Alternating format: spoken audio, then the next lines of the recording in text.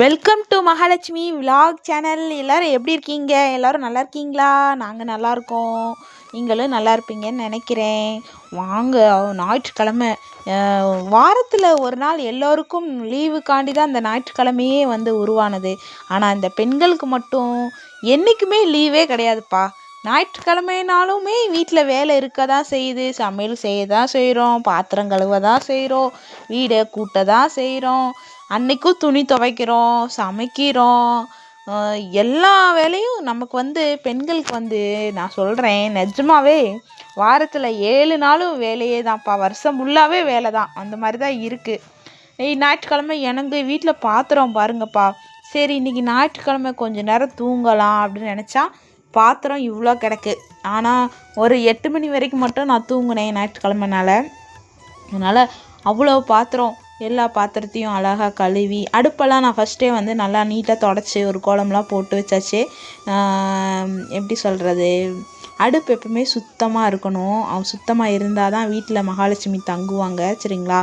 நம்மளோட முதல் லட்சுமி அன்னலட்சுமி தான், சரிங்களா? அதனால் அடுப்பை எப்பயும் சுத்தமாக வச்சுக்குவேன் நான். அப்புறம் அப்படியே பாத்திரங்கள் கழுவ ஆரம்பித்தாச்சு. பாருங்கள், அவ்வளோ பாத்திரம் இருக்குப்பா. ரொம்ப குட்டியோண்டு வாஷ் பேசன். அதனால் எனக்கு கொஞ்சம் இடைஞ்சலாக தான் இருக்கும். ஒரு 10 பாத்திரம் சேர்ந்தாலே அப்படியே மலை மாதிரி குமிஞ்ச மாதிரி தான் தெரியும்.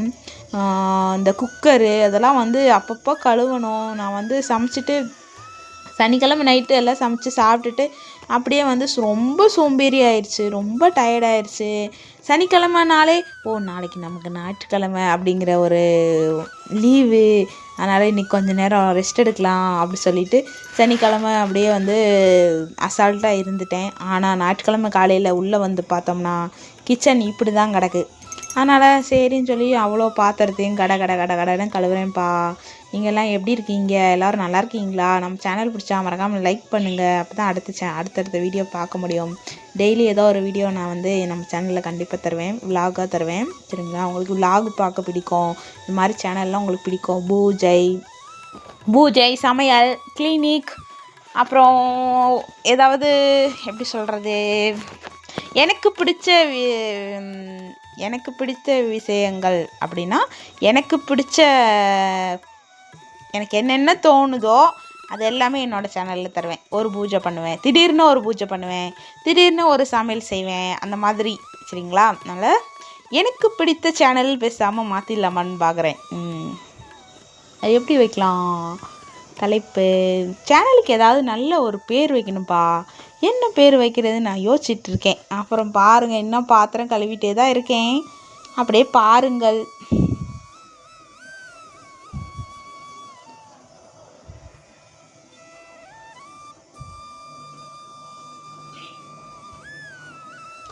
பாத்திரம் கிடக்கு எக்கச்சக்கம். ஆனால் கழுவி முடிச்சுட்டு வாஷ் பேசனை பார்க்கும்போது அப்பாடி வாஷ் பேசனில் பாத்திரம் கம்மியாயிடுச்சுங்கிற மாதிரி ஒரு மகிழ்ச்சி வரும் பார்த்தீங்களா?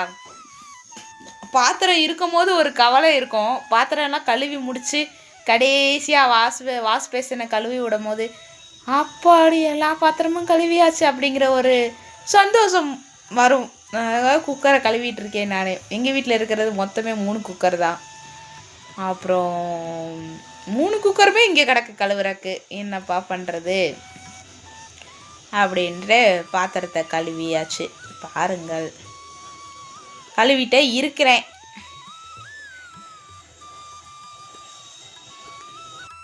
அப்படியே பாத்திரம் கழுவுற கேப்பில் எங்கள் ஆத்துக்கார் போயிட்டு கடைக்கு போயிட்டு மீன் வாங்கிட்டு வந்துடுவாங்க. மீன் நான் சிக்கன் எடுக்கலாம் அப்படின்னு நினச்சிருந்தேன்.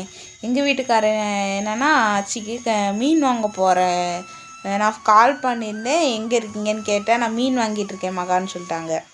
அதனால் இன்றைக்கி நம்ம வீட்டில் மீன் குழம்பு. அதனால் சரி கடன்னு பாத்திரத்தை முதல்ல கழுவணும்.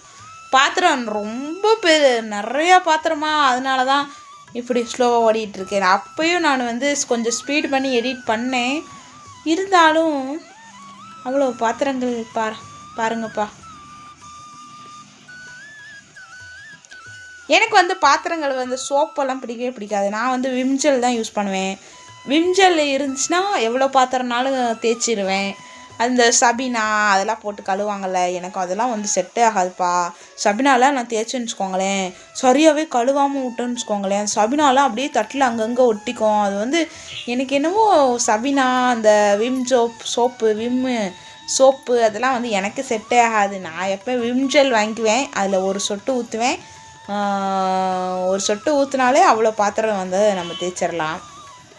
பக்கத்தில் இருக்க கோபுரம் ரொம்ப அழகாக இருக்குல்ல, நான் அதில் வந்து அந்த அங்கே போகிற சீரியல் லைட்டை வந்து எடுத்து அப்படியே கோபுரத்தில் வந்து ஒரு ஜன்னல் மாதிரி இருக்கும்ல, அதுக்குள்ளே வச்சோன்னா அவ்வளோ அழகாக இருக்குது பார்க்குறக்கு. இந்த இடம் ஒரு ஒரு நல்ல ஒரு வைப்ரேஷன், பாத்திரம் கழுவும் போது ஒரு நல்லாயிருக்கும் அப்படிங்கிற மாதிரி சும்மா வச்சு பார்த்தேன் எப்படி இருக்குன்னு சொல்லிட்டு. ரொம்ப அழகாக இருந்தது. அப்புறம் அப்படியே வந்து பாத்திரம் இன்னும் கொஞ்சம் தான்ப்பா இருக்குது, தேய்ச்சிட்டே இருக்கேன். இந்த மாதிரி வீடியோஸ்லாம் உங்களுக்கு பிடிக்கும் அப்படின்னு தோணுச்சுன்னா வீடியோக்கெலாம் லைக் கொடுங்க, சப்ஸ்கிரைப் பண்ணி வச்சுக்கோங்க. அப்போ தான் அடுத்தடுத்த வீடியோ நீங்கள் வந்து பார்க்க முடியும். இல்லைன்னா என்னோடய சேனல்லாம் தேட முடியாதுப்பா, சரிங்களா? அப்புறம் வந்து அப்பாடி ஒரு வழியாக பாத்திரம் கழுவியாச்சு. ஒரு ப்ரெஷ்ஷை வச்சு நல்லா தேய்ச்சி அந்த இடத்த நல்லா க்ளீனாக கழுவி விட்டுட்டு அப்படியே வந்து எப்போயுமே பாத்திரம் கழுவணுன்னா இது ஒரு டிப்ஸுப்பா. பாத்திரம் கழுவணுன்னே எப்படின்னா எப்போயுமே வாஷ் பேசினை கழுவி விட்டுருங்க. அதுக்குள்ளே நான் என்ன மீன் வரவங்களையும் வந்து நான் வந்து கடன்னு வெங்காயம் தக்காளி மீன் குழம்பு வைக்க போகிறேன், சரிங்களா?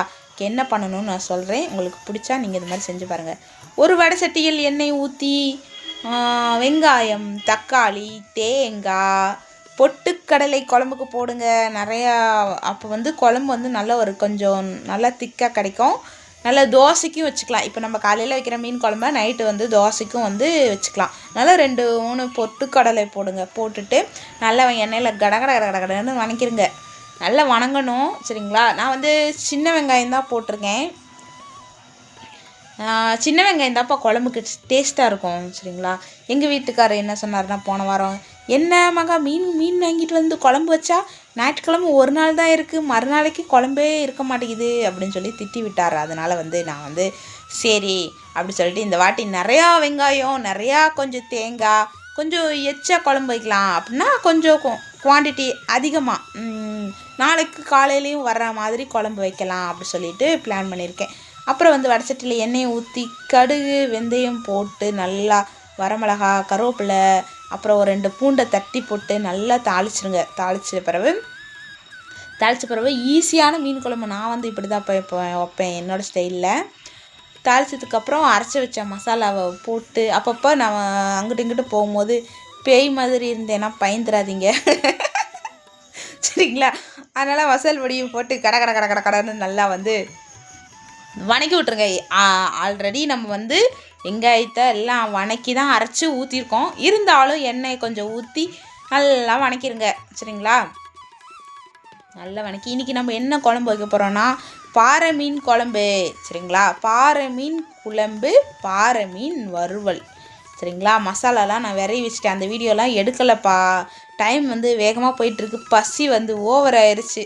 அதனால் வந்து காலையில் இன்னும் சாப்பிடல, மீன் குழம்பு வச்சு தான் சாப்பிடணும்னு சொல்லிட்டு கடன்னு வேலை செஞ்சிட்ருக்கேன். மசாலா வந்து நான் புரட்டின மசாலா வந்து மீனை போடுறேன்ப்பா குழம்புல பார்த்துக்கோங்க. புளியும் கரைச்சி ஊற்றியாச்சு, சரிங்களா? குழம்பு வச்சோன்னே மீன் எடுத்து கடன்னு போட்டுங்க. அப்புறம் நான் வைக்கிற மீன் குழம்பும் அந்த மீன் வறுவலில் வந்து மசாலா உதிராதுப்பா. அது ஒரு நாளைக்கு உங்களுக்கு தனியாக ஒரு வீடியோ போடுறேன் நான் கண்டிப்பாக. அடுத்த வாரம் ஞாயிற்றுக்கிழமை மீன் எடுக்கும் போது கண்டிப்பாக மீன் வறுவல் எப்படி செய்யணும்னு சொல்லி என்னோடய ஸ்டைலில், ஒவ்வொருத்தவங்களுக்கும் ஒவ்வொரு ஸ்டைல் இருக்கும், அந்த மாதிரி என்னோடய ஸ்டைலில் எப்படி இருக்கும் அப்படி சொல்லி உங்களுக்கு சமையல் வந்து நாங்கள் உங்களுக்கு அடுத்து வர வீடியோவில் உங்களுக்கு நான் மீன் வாங்கி கண்டிப்பாக நான் பொரித்து உங்களுக்கு நான் வீடியோ போடுறேன். என் பையன் எடுத்து சாப்பிடாம பாருங்கள், ஒரு மசால் கூட வந்து உதிராது, அந்த மாதிரி சூப்பராக எனக்கு நானே சொல்லக்கூடாது மீன் வறுவல் வந்து சூப்பராக வைப்பேன். எனக்கு ரொம்ப பிடிச்சிருக்கும். பார்த்தீங்களா நல்லா ரோஸ்ட்டாக இருக்கா? எண்ணெயும் அதிகமாக செலவாகாமல் அளவான எண்ணெயில் அழகாக குழம்பு வச்சு சூப்பராக சாப்பிட்லாம். கொதிக்குது குக்கரில் கொதிக்குது கனங்கத்த மீன் வாங்கி புள்ள மீன் வாங்கி காரத்தோட சமைச்சு வச்சேன் மாமா சமைச்சு வச்சேன் அப்படின்னு ஒரு பாட்டை பாடிட்டு அப்படியே ஜாலியாக மீன் பாருங்கள் எல்லாம் ஒட்டிக்கிச்சு.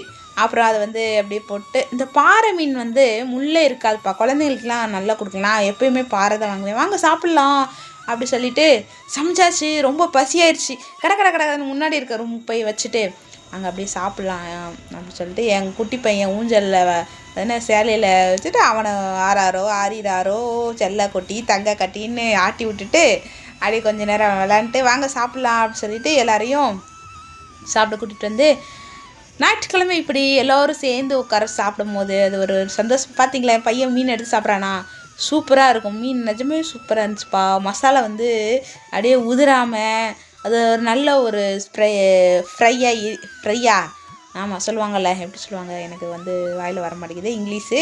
சரி நல்லா வறுத்து நல்ல முருகலை வறுத்து எண்ணெயில் போட்டால் கூட இவ்வளோ மொறுன்னு வருமா எனக்கு தெரியல. ஆனால் தோசைக்கல்லில் போட்டு பாருங்கள் சூப்பராக இருக்கும்.